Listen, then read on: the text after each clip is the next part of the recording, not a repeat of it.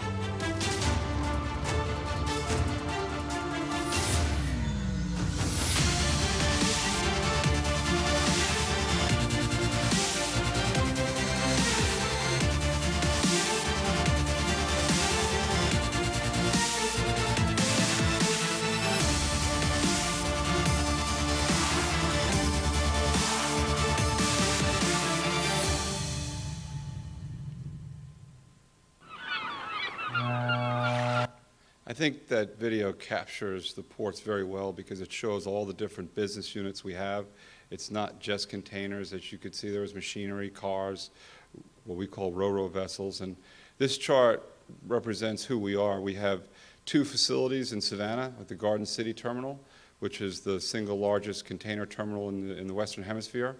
And then we've got Ocean Terminal, which is a break bulk facility. We'll talk about that, handling loose cargoes.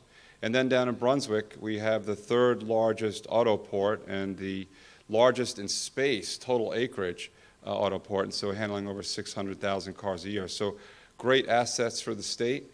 And we've just ventured into inland ports just a couple of years ago. Actually, 1 year ago, we opened up the Appalachian Regional Port up in northwest Georgia, and the presentation will touch base on that as well. We've got, obviously, Atlanta's a major destination served for us.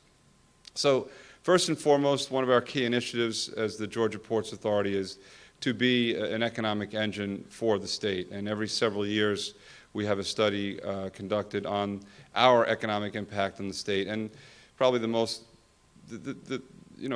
important fact on this slide is that we touch 440,000 jobs throughout the state.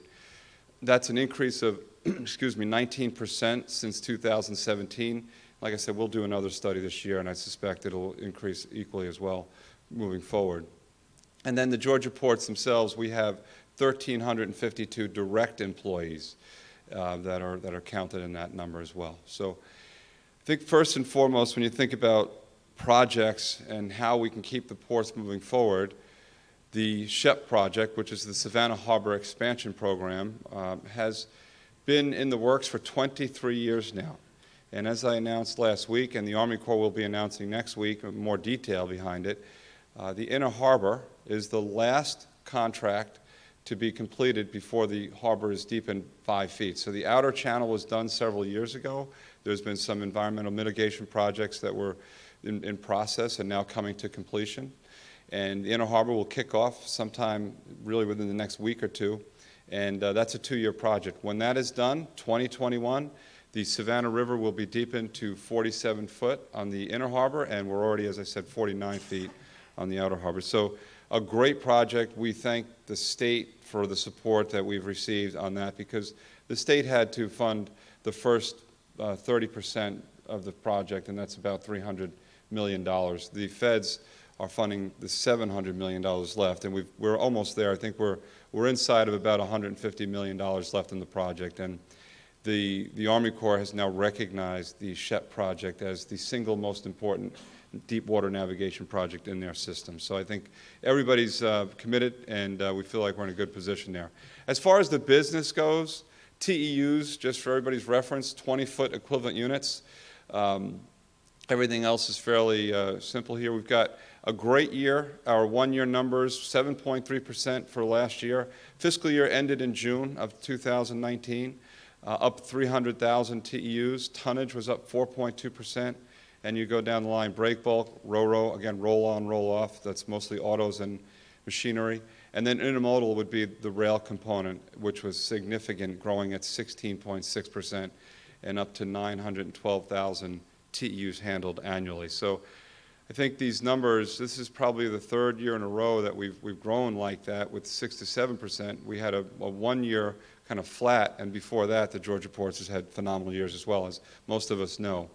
Just kind of dialing in on a couple of the business units. Ocean Terminal, as I mentioned, is the terminal located in Savannah. It's directly adjacent to the city. We call it a break bulk facility, and that is just loose freight. So up 9%, 1.5 million tons of cargo, a very good part of our business and going very well. Ocean Terminal handles these types of freight. There's others, but this is the big stuff. Iron and steel used for auto production, rubber, helps make all the tires that are produced in the Southeast, so that's imported through our facilities. Forest products, both import and export, obviously Georgia being a big forest product industry. And then machinery. Companies like JCB and Caterpillar are moving through Ocean Terminal. Just roll right in and roll up on the ship. On the intermodal side, I mentioned that incredible growth last year at 16.6%, but when you think about it over the last 10 years, we've had steady growth.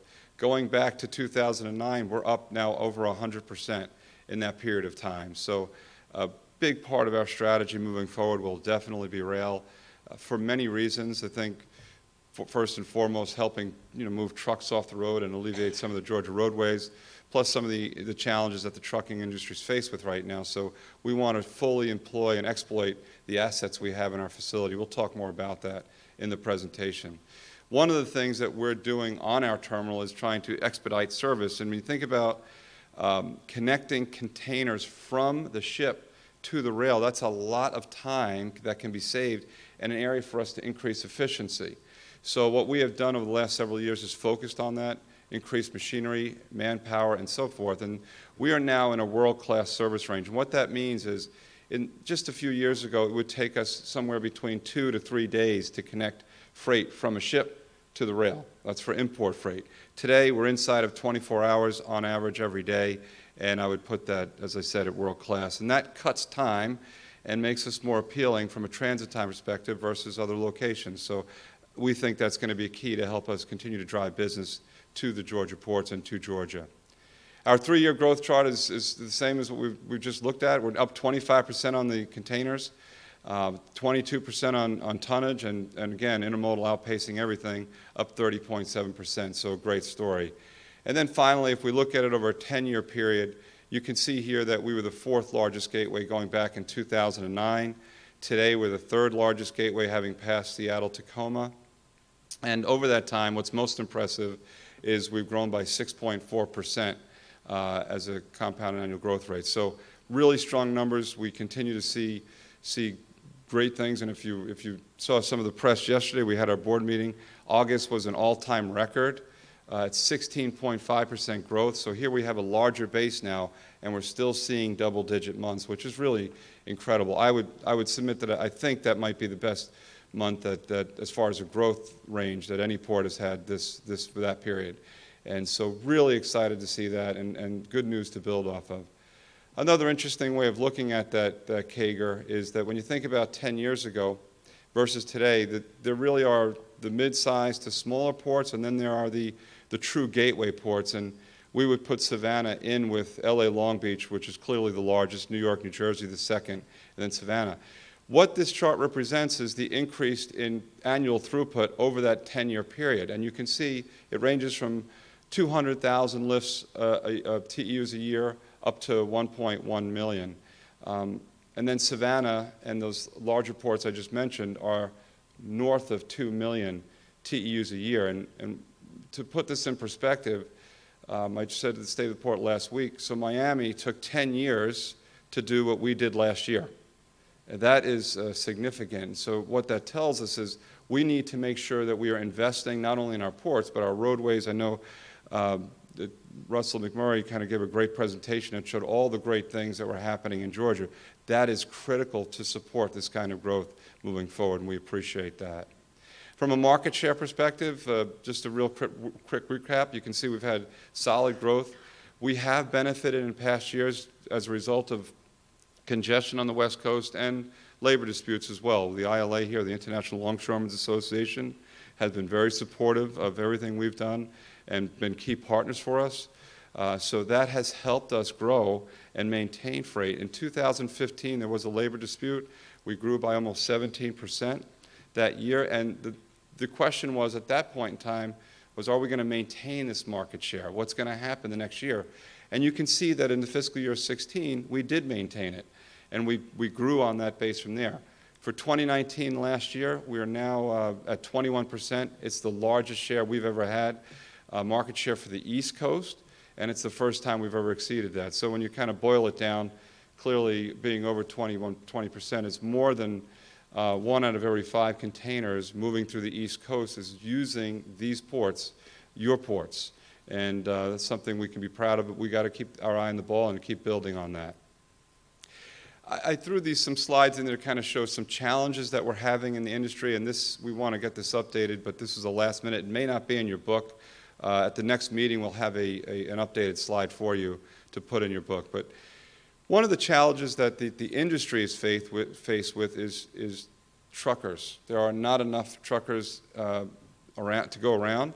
It's an industry that's, I think, okay today, but certainly there are indications that as we move forward, workforce development is going to be a key issue here.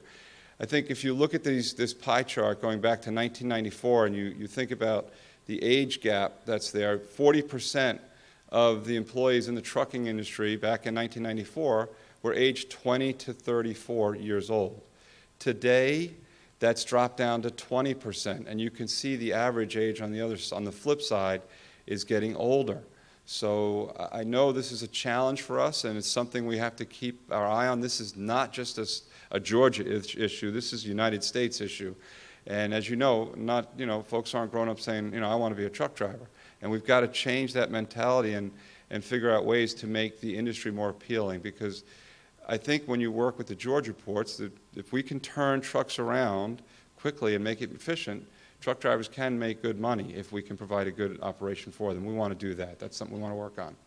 On the business side of things, Savannah has been in the past a balanced market, and I would say we're still more balanced than most, but clearly our imports have outgrown the export side of things. We're now 60-40 import to export. It's really important we maintain that balance. We've had some great announcements recently, which I think we'll touch base on. Resins and exports are growing, but that's the situation we have today.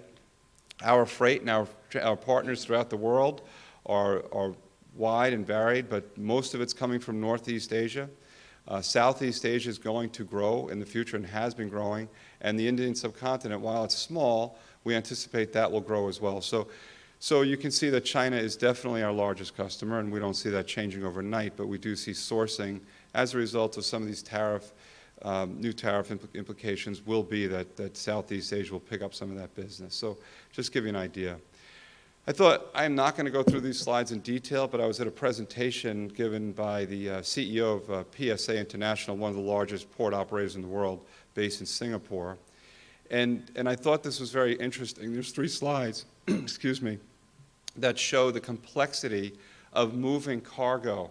I think a lot of folks think, well, why don't we just set up an Uber when we're talking about trucking or moving freight on a ship from origin to destination? And it's not that simple. This is a really interesting comparison of different applications, ride-sharing apps, all the way up to our industry. And you can see that documentation is, we might be a little bit in the past on this, where I think the industry is trying to move forward on it, but you can see 30 to 40 documents, 100 data items, 25 parties engaged, and many businesses involved in moving freight. It's not just a one-person exchange or 2 parties. So it's not easy to change the industry and move quickly, and blockchain is something that is happening. These are just other charts that I will not spend time on, but kind of in your book, if you ever have time, you can see all the different stakeholders that are engaged in moving cargo. And this is a process and all the different people that are involved. So I thought that just kind of captured it well. Because a lot of times people say, well, why can't I have this piece of information? It's because there are so many stakeholders involved. So customers, the types of customers we have, importers and exporters, you can see the list. These are the who's who of our customer base. On the import side, we've got Kia, a big Georgia customer. We're importing parts for Kia and exporting cars, finished product, and then you can go down the list there. And on the exporter side as well, should not be any surprise. And the resins we have coming soon, but that's already started. As you know, you may know, Governor Kemp was with us in April, and he announced a new company, Plastic Express, who is investing a lot of money in Chatham County, and we'll start moving 25 to 50,000 containers over the coming years of resins that are originating out of another port. I think we'll touch base on that. We've got a video here from Kia. Let's We're listen quickly to them. coming up on our 10-year anniversary this year, and we will have made our 3 millionth car in September of this year. We produce 3 different Kia models at this plant. We produce the Kia Sorento, the Kia Optima, and we now produce the Kia Telluride, which is our first export vehicle to markets outside North America. And this is where the port in Brunswick is so important to us. So the Georgia Ports Authority has been involved with this Kia plant since the beginning. The initial announcement of the plant coming here was in 2006. Well, our relationship with the port has continued to grow. For one, when you start out an operation, you're ramping up production over a period of time. We went from 1 shift to 3 shifts, and that requires more incoming product for us to build the cars. It is about reliability, it is about integrity. When we have storms that come through the Atlantic Ocean, we have to make decisions about how we're going to continue to run our production. So we're able to reach out with the Georgia Port Authority and start to move materials to a closer point so that we can continue our operations here. Reliability comes in the fact that they deliver exactly what we need at the exact time that we need. And for a just-in-time business, that's important to us. So I think we try to profile some of our larger customers, and you've heard it well from Kia there. They're a big one. We have lots of different size customers. What's really fascinating, we'll touch base on the small customer in a second, but just last year, from an economic development perspective, these are the state numbers. FY 2019 was another banner year, 29,000 new jobs to the state and $7.5 billion of investment. What's fascinating to me is we asked the Georgia Department of Economic Development to help us understand what's the impact of the ports, and this is what they gave us. 68 of those new projects were port-related. $5 billion of the $7.4 billion new money coming into the state was in some way, shape, or form tied to the ports. I will say we may have cheated a little bit there because I know they're with us today. Norfolk Southern is moving their headquarters to Atlanta, and we're really happy to have them. They're a great partner of ours at the port, and as is CSX. But it's exciting to see companies like this choosing Georgia as a headquarters. And we have other ocean carriers that are doing the same. 12,000 new jobs to the state just for port-related projects. Really neat. Now, it's the same number, but this is a totally different topic, not to be confused. 29,000 customers. That's how many customers the Georgia Ports Authority deals with. We actually only have about 11, maybe a little more, let's call it 20 customers, ocean carriers that we interact with that pay the bills. But when we think about truckers and beneficial cargo owners and so many more stakeholders, these are the folks that we're dealing with and selling to all the time. And there's 29,000 of them, so that's pretty impressive. But I think even more impressive is that 93% of those customers are actually small customers. They are when we talk about small, we're talking about 100 TEUs or fewer. And that's kind of an overwhelming statement. So we take that very seriously. We have to make sure that we're focusing on the big and the small, obviously, when you think about that scale. And this ties in perfectly with Governor Kemp's goal of making Georgia the #1 state, not only for business, which I understand where this is the 6th year for business, and Georgia's kind of owning that crown, but he wants to make it the #1 state for small business. And we're going to help in that regard because it's a must-have for us. This is a great video which captures a small company in Georgia, Okabashi Brands, and let's listen to their CEO. Okabashi Brands has been here in Beaufort, Georgia since 1984. We've been making shoes ever since then. We are celebrating our 35th anniversary this year, which is very exciting for the company. We have 3 brands of shoes we're making, and we've also been really focusing on growing our export business. We're seeing the interest level, we're seeing the products get out into markets, especially in Taiwan and Japan and Korea, and we're seeing people getting excited. One thing that makes Okabashi pretty unique is that we are run by a women-led team. There's myself, I'm the president, and our CEO, Sarah. We are a little bit unique because there are not a lot of women leadership teams of manufacturing companies out there. But you know what? There are also not a lot of footwear companies in the United States, period. We do feel like we're kind of blazing a trail here. I think that there's a lot of great things going on in Georgia right now. It's been consistently rated as one of the best states in the country, if not the best, to start and run a business. It's very business friendly. The port is definitely benefiting from that because there are more companies that are popping up. There are more companies that are growing, small businesses like ours. Every big conglomerate had to start somewhere. They had to start small. One of the things I really like about working with the Port of Savannah is that I feel like we get very good service level there. I know that we are growing our export business. Right now we're talking about a container at a time, but the amount of time it takes to move through there, it's very quick and it's very reliable. Whether it's 1 container or 100, they treat them all with respect and they treat them all with attention. You don't have to be the biggest exporter already to get good service, and that's really important because we can't grow our business if we can't have a reliable port to work with. We have to move our goods out of the country, and that's huge for us. So, great story. I think that, the reason we show these videos is because you've got manufacturing happening here between Kia and Okabashi and others, and I think the emphasis has to be on supporting the growth of these companies and also attracting others, and that is the secret. So the Georgia Ports benefits from the great work of GDOT, from the great work of GDED, and our job is just to make sure we can facilitate that. So really excited about it. As we look forward to the future, commercial real estate, when you think about that's another key component of the success of a port is how much is available, how much vacancy is out there. And you look at this target here, and Georgia Ports is right in the middle of that, and all those green circles are different properties that are in various stages of economic development that are not developed. The bottom line is there's 20,000 acres. There's really more than that. This is a very conservative number within a 30-mile radius to be developed, and that's something that is a great asset for us and something we can build on. Really excited about. So we think about vacancy. This is just an incredible story. 67.7 million square feet of vacant warehouse space in the Savannah region. Last year alone, 10.7 million square new feet built.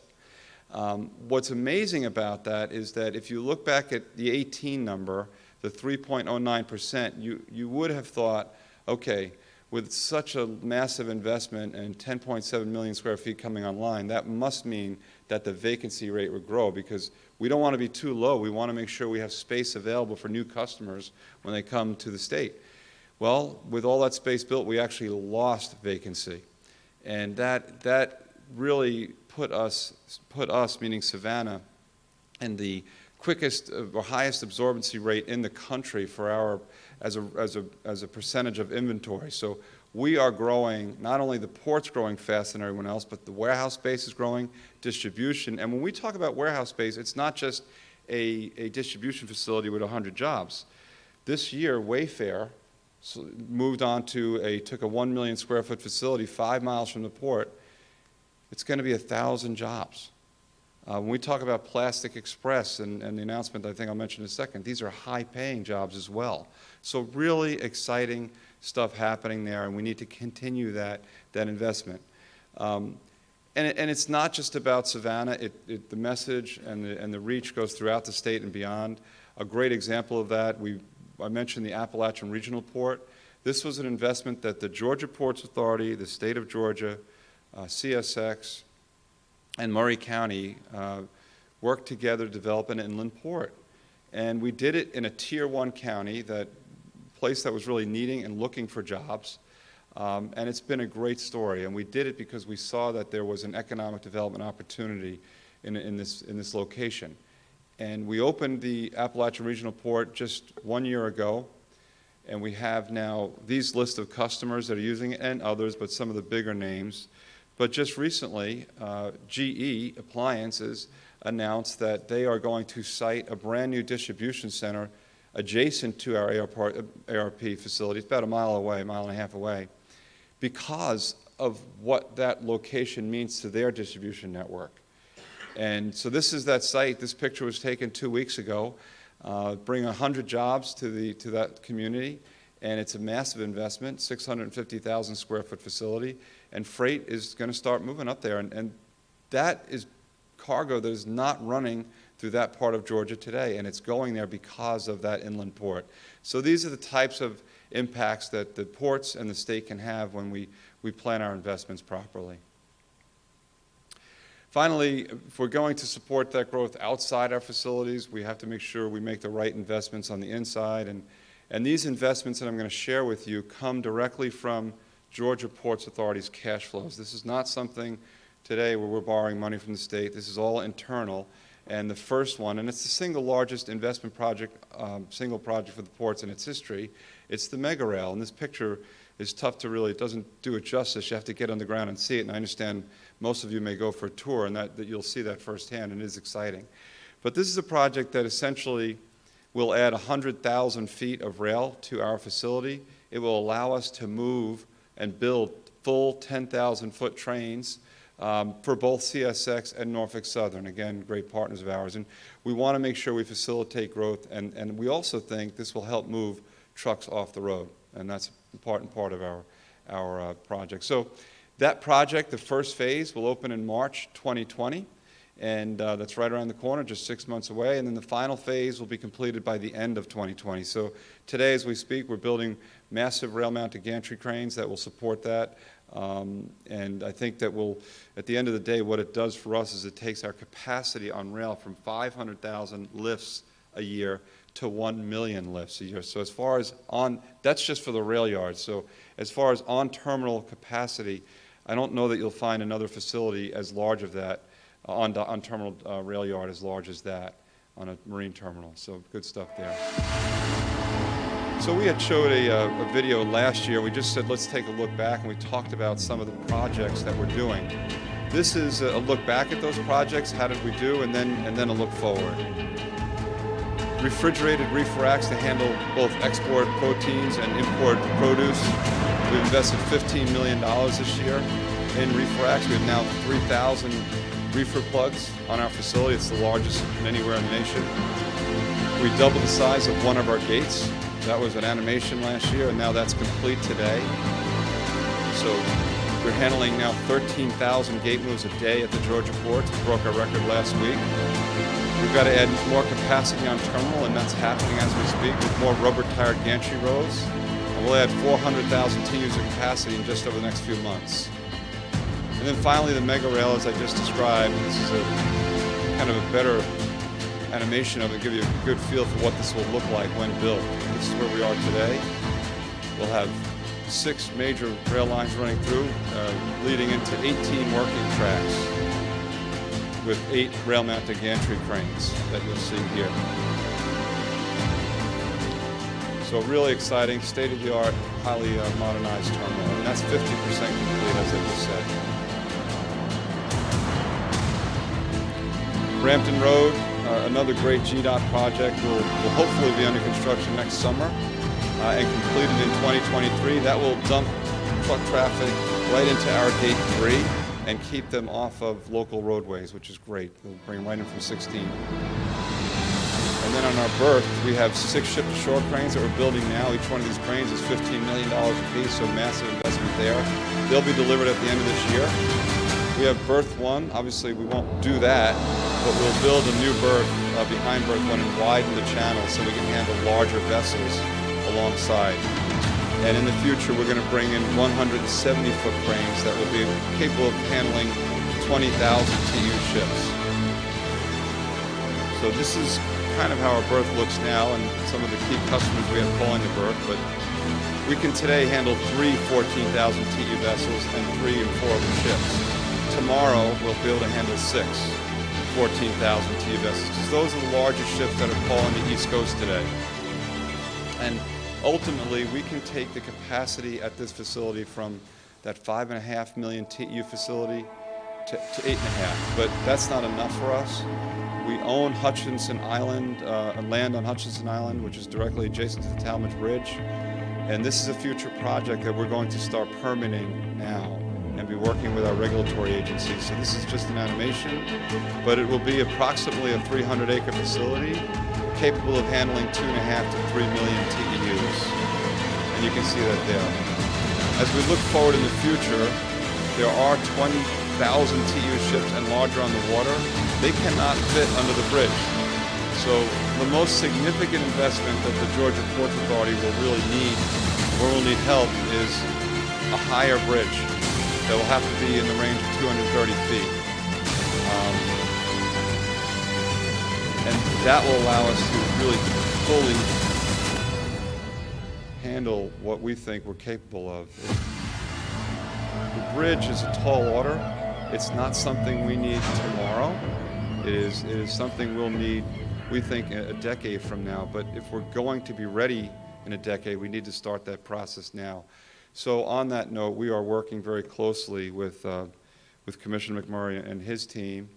I think they've got a third party looking at alternatives and working through that, and that's a document that's being developed now, and we'll look to see, I guess, the results of that by sometime by the end of this year. And then when that is available, we'll make it public and look through that. And I think it's also important to note that the Georgia Ports and GDOT have formed a steering committee, and we have our first meeting next week, and we are going to be looking at projects not just on the water side, but how can we help each other, whether it's moving truck traffic more efficiently, rail, whatever it might be, what roadways do we need assistance with. And I'm really excited about that. I think that's going to pay a lot of dividends for us in the long run. And we have both of our respective teams meeting next week, and we'll meet we already have been meeting over the years, but this will be a more kind of memorialized steering committee, and we'll meet once a quarter, and I think that's a great thing. The bottom line is, I think as we wrap up here, that the Georgia Ports is clearly in a growth mode. I think the Southeast is in a growth mode. We have a very big responsibility to make sure we make the proper investments, not only from the port, but I think the Georgia Freight Commission, it's a perfect time for this. We need to make sure that as we look out there and as we're growing and outpacing the infrastructure development, there are concerns. And those concerns are, will the infrastructure keep pace with what we're doing? And so we need to keep our eye on the ball. And if anybody has any questions about that, I'll be happy to answer them personally, or we'll get our team involved. But we're excited about our future. We think there's a lot of upside. A lot of folks talk about, tariffs, and are you growing because of tariffs, or concerned about recession? And yes, we're concerned about all those things. But at the end of the day, the proof is in the numbers, and the numbers tell us we're in a good place right now. We need to be ready for the future.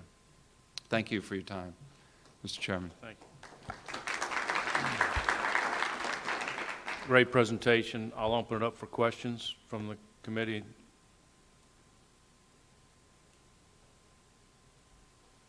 Yes, Tom. Yes, sir. Thank you, Mr. Chairman. So you just mentioned the infrastructure demands as these facilities grow, and everyone's excited to see those numbers. I think it's very impressive, particularly the leadership you're showing in preparing for the future. One thing that's a big concern for some of our members, particularly Garden City, and I think Mayor Deloach could probably chime in about Savannah, are the disproportionate impact on the host communities from the significant amount of traffic, particularly truck traffic. What kind of investments or partnerships have you envisioned for helping those local communities, which many times rezone properties, which try to produce more commercial space for warehousing to accommodate the future growth, but they're also suffering from a disproportionate wear and tear on their infrastructure? Sure. How do you help those host communities in the future? No, that's a great question. I think one of the really exciting projects that I shared with you here, the Mega Rail, what you have to understand is today, rail business comes and literally bifurcates Garden City. And when we're building a train, it interrupts flow of regular traffic. And one of the things that me and my entire team were excited about with the Mega Rail as we put this plan together, and so were the railroads excited about it, by the way, we brought a project to the U.S. Department of Transportation. And we said, we think we can take these trains out of this community and we can build a facility on our terminal, but we need help paying for it. So we applied for something that was called the Fast Lane Grant. It's a $200 million project, the Mega Rail, but we received $44 million from the federal government to help us do that.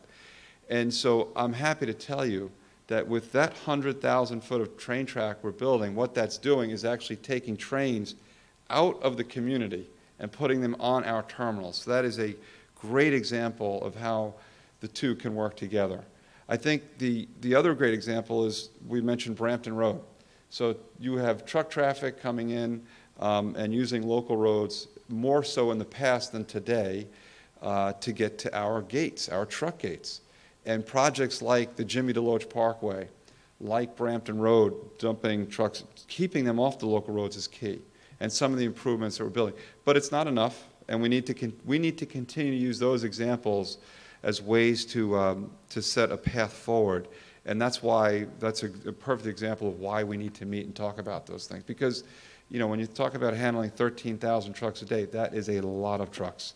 And they can have a negative impact. So it's never easy, and it's not without its issues. But I can tell you, having worked up and down the East Coast in many ports, there's no one doing it as well as Georgia.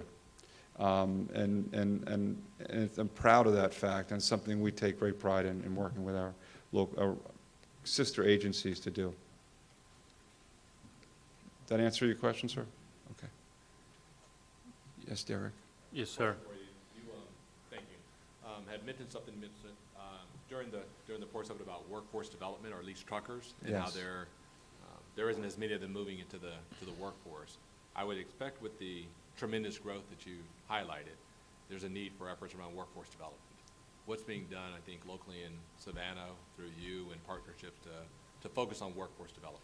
It's a great question. I think that, you know, literally we spent about 20 minutes on this topic with our board yesterday in a closed-door meeting, talking about how can we help. One of the things the Georgia Ports Authority embarked on just 2 years ago, I'm very proud of this, is what we call the YES program, Youth, Equipment, and Safety. And it's small now, but I think it has the potential to grow significantly in the future. We hired 6 young people right out of high school with no experience in our industry. And we put a special program together. We assigned them mentors. They came out of the Savannah schools, which was great. 4 of them made it and now are fully qualified operators. This year, we hired 8. And what you have to understand is they are, you know, I don't want to say they're young people, but they're kids, okay? And it's not just about teaching them how to drive a truck, it's also the soft skills, how to engage with people and customers. And I got to tell you, I'm so proud of our foreman, the folks that have been with the GPA for 25, 30 years. They've taken these young people under their wing and helped them. That's an example. We want to continue to grow that. That's one small example. And at our State of the Port, I told everybody, we want to open that program up and show other businesses what we're doing and how we're doing it. That's not enough. There's a lot more that needs to be done, and there are various groups that are working on this. But I think the other thing is, you know, taking a look at things like on the trucking side, there is an issue in the United States today that has to do with insurance. So a kid graduates high school and he wants to be a truck driver, and I think, you know, with people in this room that are much greater expertise than me on this, but because of insurance rules, may not be able to enter the industry they want to, and they have to wait till they're 21, and by then maybe they've gone into another segment.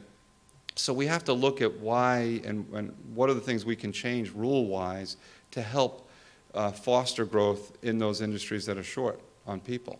And so, yeah, I think that we need to continue that discussion. And, you know, you think about manufacturing, the examples we gave here, we've got to also bring people in. I mean, there are not enough people in Savannah to handle these jobs, so we have to make the community available for others to move here and so forth. So there's a lot of answers there, and I know there's not one specific thing, but the bottom line is we need to stay focused on it. It's probably the greatest challenge we'll have looking in the future.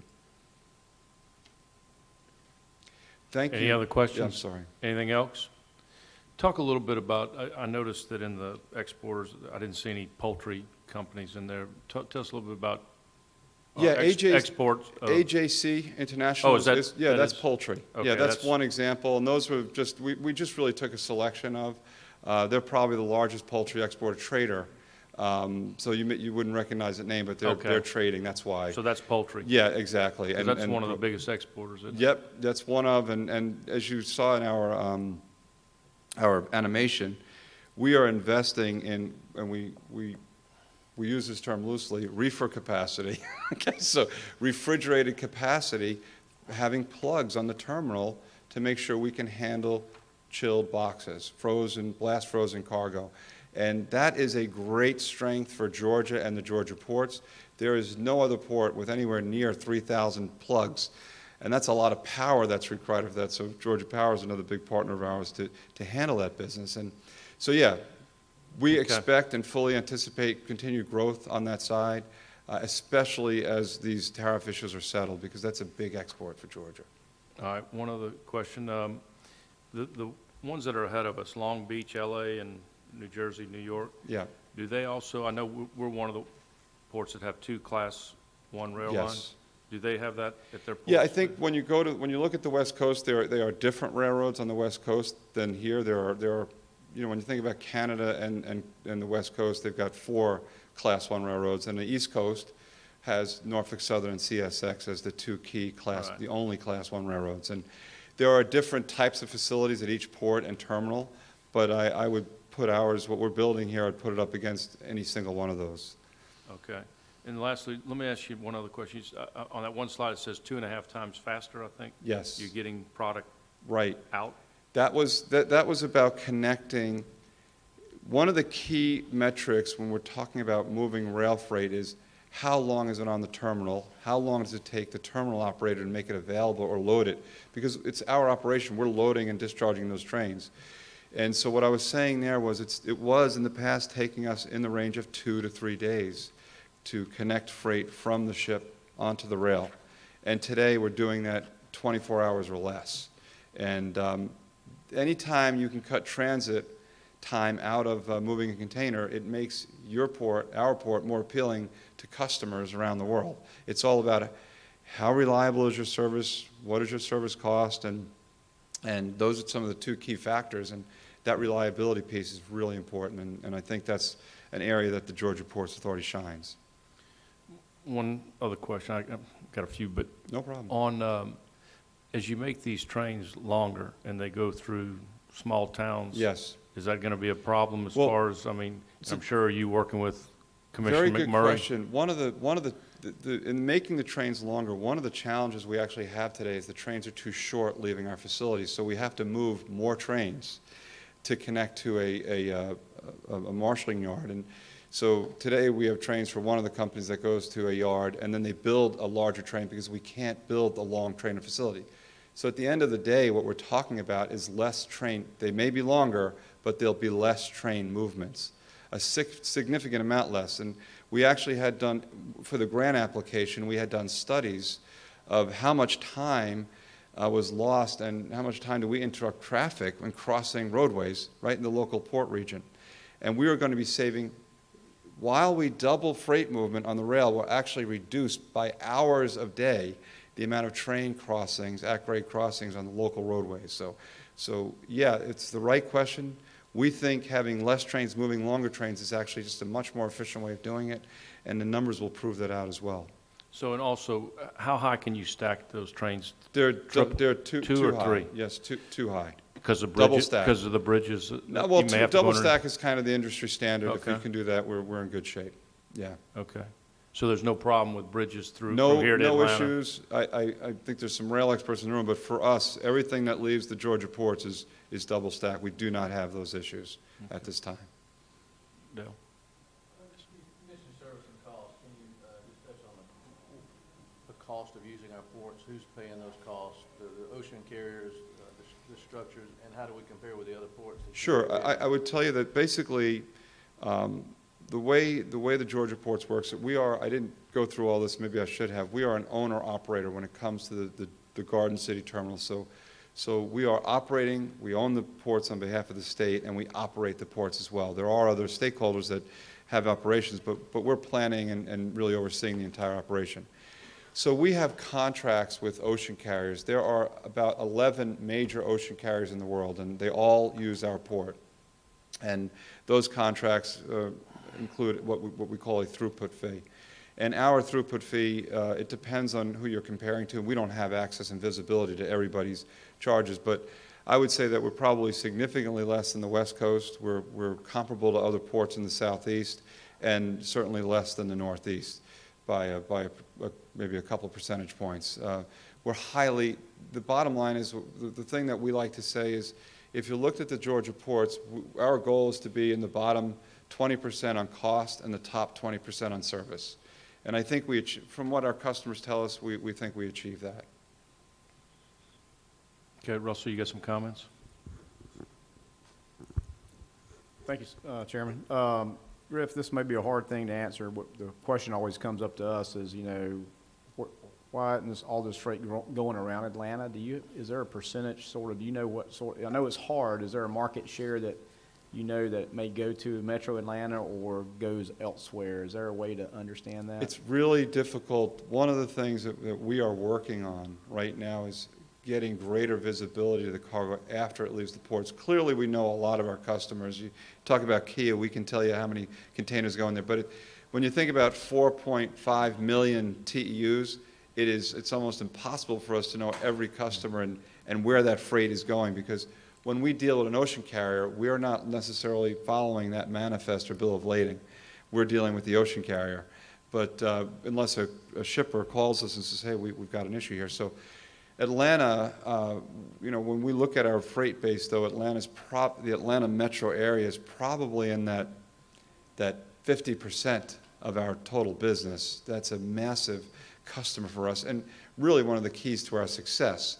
But I think you're coming at it from a question of what can we do to get cargo moving other ways that doesn't have to go through the center of Atlanta, and that's the inland port is part of that. The rail strategy that we have is part of that. We want to continue to work towards getting more trucks onto rail where it makes sense. I think even the truckers would tell you, they want the mid-range to short haul, and the longer range, with the new regulations, makes more sense to get it to rail if we can. And that's kind of what we're working towards. Thank you. Any other questions? Anything else? Griff, I do have one more question. It's really, we're here to talk about freight and logistics and how we move it through the port. But while we have you here, could you just touch on safety? We live in a very different world, and if you could touch a little bit on security and safety, I would appreciate it for some of the members of the General Assembly that are here. Yeah, sure. You know, one of just in time, we cut it out, but for the state of the port, if you were there, the very first slide that we showed as far as our value is safety. Our number one value is safety. And I think security flows in right there. And our tagline there is we want everybody to go home the way they came. And that's not an easy task when you're talking about heavy machinery. But I can tell you something we should be proud of. We're working towards zero, but one of the key metrics in our industry is lost time accidents. How many lost time accidents do you have for every 200,000 man hours worked? The Georgia ports is at 1.07.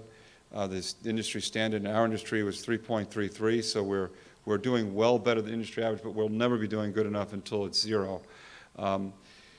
On safety, though, I think I'd be remiss if I didn't touch base. I know a lot of folks are looking at the TV, and you see what happened down in Brunswick, Georgia, with regard to the Golden Ray, the vessel that capsized. That was a significant issue, and you could put it right into that classification. Now, in that case, that's being investigated as to what went wrong, but essentially, the Golden Ray capsizing is a reminder to all of us that safety is paramount. We, you know, at the Georgia ports, not in Brunswick, not an operation that we operate. That's a leasehold facility that we lease out to other operators. But I can tell you that vessel took about 200 cars off the ship and another 200, 250 on. So it wasn't a cargo issue. We do think it was a ship issue in some way. And I'm so proud of the Brunswick pilots. It's a great opportunity because the pilot that was on that vessel quickly realized the ship was capsizing when they turned in the channel and thought in an instant to steer the ship out of the channel. That's a safety maneuver because what happened there is had the pilot not done that, the ship would have capsized in deeper water, and we may not be celebrating the rescuing of 24 crew or 23 crew and a pilot. In addition to that, the other benefit was he took the ship out of the channel, so it allowed us to continue to move commerce. Had the ship been in the channel, the port would still be shut down. I'm not sure really what would have happened. We would have had major problems. So safety is critical. And on the security side, every container that leaves our facility is scanned for radiation, and that has been in place since 01. And we have a very large CBP, Customs and Border Protection presence, and they are inspecting containers, and they have their methods and methodologies that they use that they don't necessarily share with us for all the proper reasons. But we work very closely with them. We have a CES site on our facility, so there have been security measures they've had to take, and we work very closely with them. So from a security perspective, the Georgia Ports Authority employs about 130 police on our facilities, and they do a great job protecting our terminals and our people. Okay.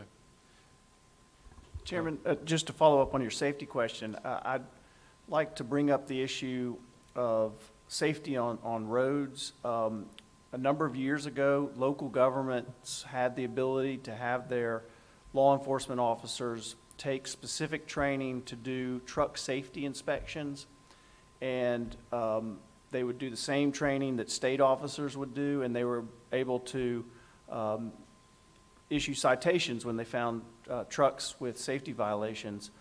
That ability has been taken away, and I know there were a number of local governments, Cobb County and Garden City were two I'm sure were in that, that realm.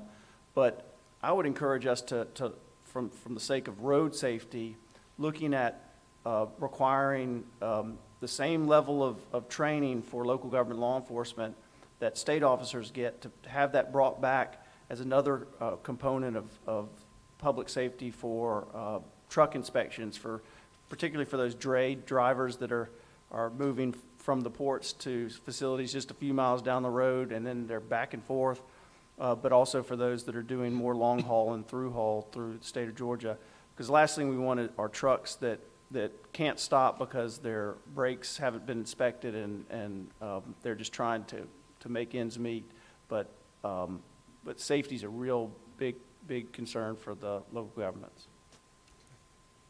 Okay. Anything else before we let Griff go? Well, Griff, thank you very much. Thanks for much. having us, and Appreciate thanks. it. Great job. Okay, anybody and I should ask, anybody in the audience, did y'all want to ask any questions? Well, I don't think we had a sign-up sheet, but I'm always open to anybody in the audience that would like to make a comment or ask a question or come to the podium and for comments. Nothing? Okay. Well, for those that are going on the tour, if you'll just stay right here, I believe, and then we're going to get on a bus and go tour the port. Is that correct, Griff? I think it's all scheduled. Okay. So everybody that wants to go on the tour, stay right here. And then tomorrow, we will convene at 8:30, and we have got several presentations, and we will be done by 11:30 to 11:45. We will definitely be out of here no later than 12 o'clock, probably 11:30, 11:45. I know some folks got to catch flights, so let's start right at 8:30 in the morning. Are we meeting right here, Jenny, in the same room? Okay. Well, we'll meet right here in the same room at 8:30. Anybody else have anything before I adjourn? Okay, we are adjourned. Thank y'all. Thanks for coming.